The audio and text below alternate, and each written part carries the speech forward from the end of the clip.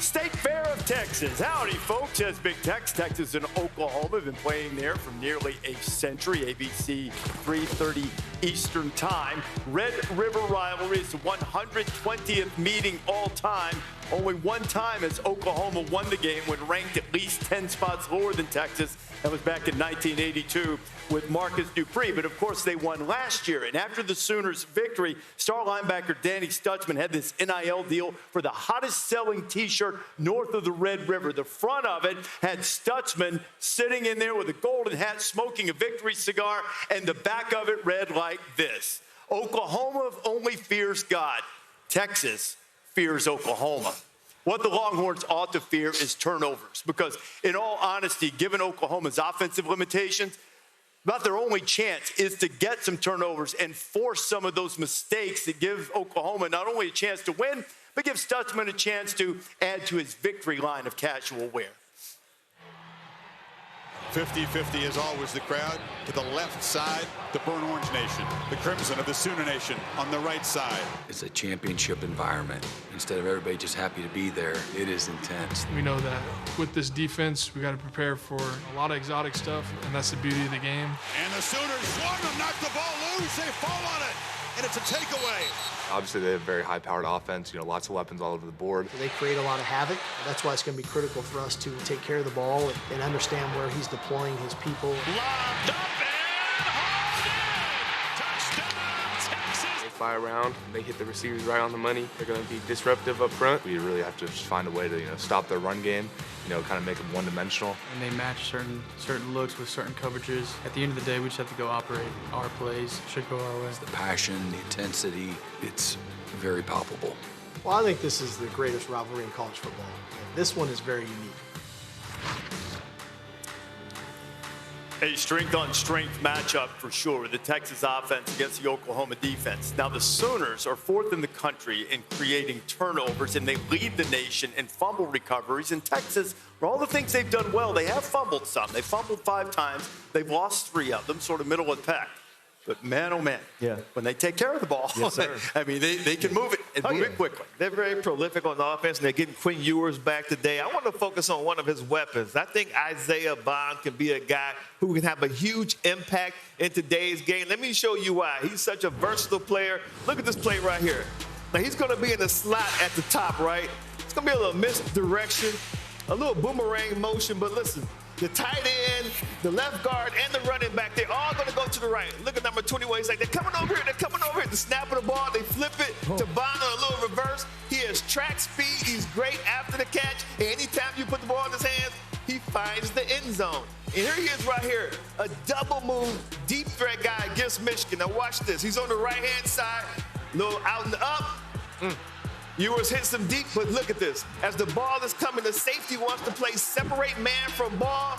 He holds on. He's tough. Great catch. And then route running. Quick Z in, Z out. Watch the defensive back. He's going to grab his face mask. At this point, Bob's looking through his ear hole. He comes out the break, fixes his helmet, locates the ball, and catches it for a touchdown. I just love what Isaiah Bond brings to this offense. He's very versatile. I was talking to Coach Saban. He's a transfer from Alabama. He has track speed. I think he may have a huge impact in this game today. Yeah, he's an explosive player, no doubt. But I think the key for Texas today is the ball, the ball, the ball. Yeah. They had 600 yards of total offense, or almost 600 last year in the game. Yep. They turned the ball over 3 times, and they had the ball in the red zone 3 times and only scored 3 points. So that's kind of mess-ups is what's going to keep Oklahoma in the game. So it's important for them to take care of the football, score touchdowns in the red area, because I think they got enough weapons that they're going to be able to move the ball. But Oklahoma will cause havoc on defense. They will cause havoc, and it'll be important that Texas can handle that. Yeah, Coach Venables is obviously going to want to make a statement against this Texas offense today and how Texas can play. But there's a stat about explosive plays that I learned from Hembo this week.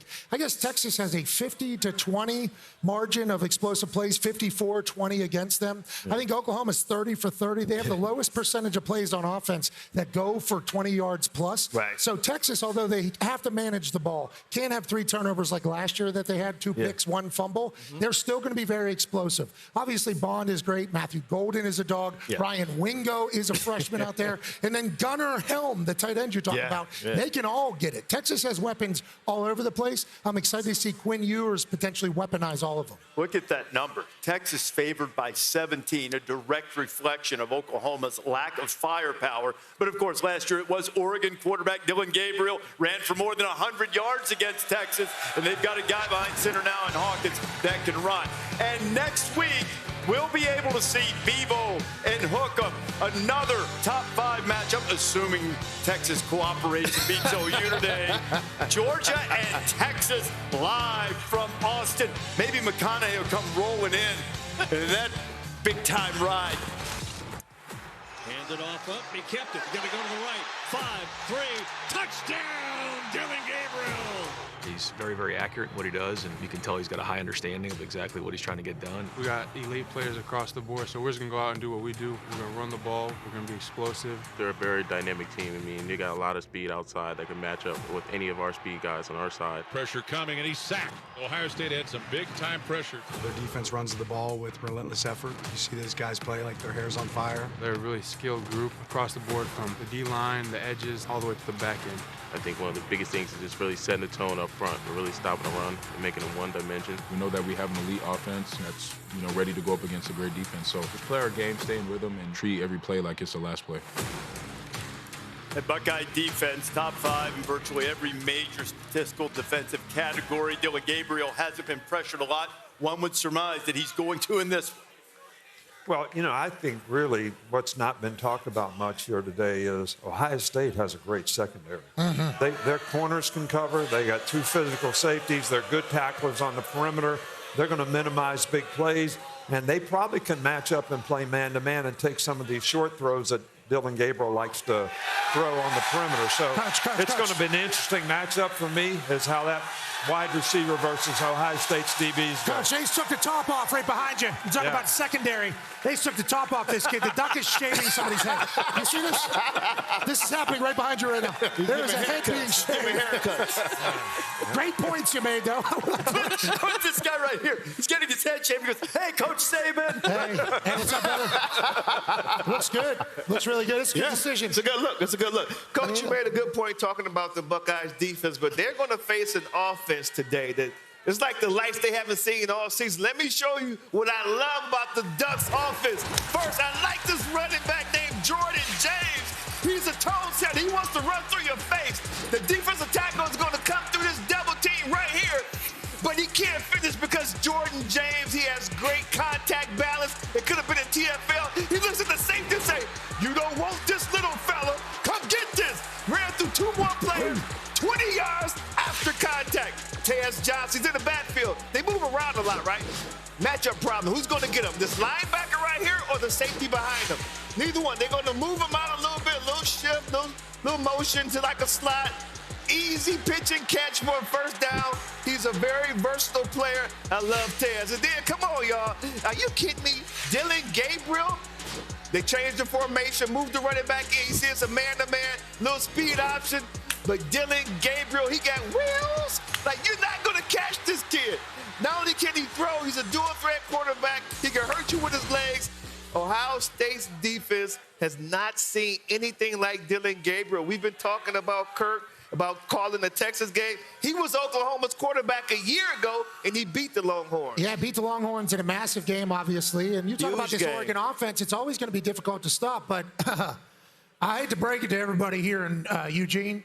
Ohio State has All-Americans at every single level whenever you're talking about the defense. The D-line, linebackers, and in the secondary. Let's break down some tape, shall we, on some of these dogs you're going to see for the defense, the #1 defense in the country. Now, And the D-line, you got Jack Sawyer, you got JTT. Let's look at Tyreek Williams, D-tackle. He's able to move anybody. Now, Iowa is obviously a stout offensive line. Tyreek disrupts it. The entire squad comes in and joins the crew. They're a hawking bunch. Let's go to the linebackers. Number 0, Cody Simon. Not giving it away that he's coming. Let's confuse the offense. Then let's dip, rip, and get that quarterback as quick as possible. And Denzel Burke leads the Ohio State Buckeyes with 2 interceptions. Obviously, that secondary is huge. Watch him flip his hips, read his zone, read his coverage, jump on the ball, make an absurd catch right here. We all can't understand it. Neither can the guy who got hit in the face with it. Huh? How'd that happen? We don't know. That's how good this Ohio State defense is. They got pros everywhere. They had 3 all-conference players coming into the season on the D-line. They had 2 all-conference players in the secondary. They're going to have 6 or 7 of them, I think. Kirk, you obviously are an Ohio boy. This might be the best defense they've ever had, pal.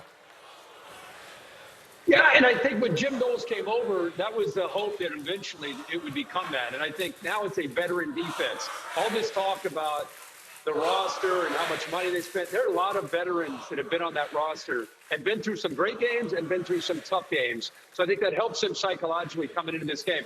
But guys, real quick, 'cause I don't know if you can hear what I'm hearing, but the game will be decided by who wins the line of scrimmage and running the football. Yeah. And then who gets the explosive play, whether it's Tez Johnson, like Desmond talked about, and Dylan Gabriel, or it's Will Howard and Jeremiah Smith, and Emeka Buka, Carnell Tate.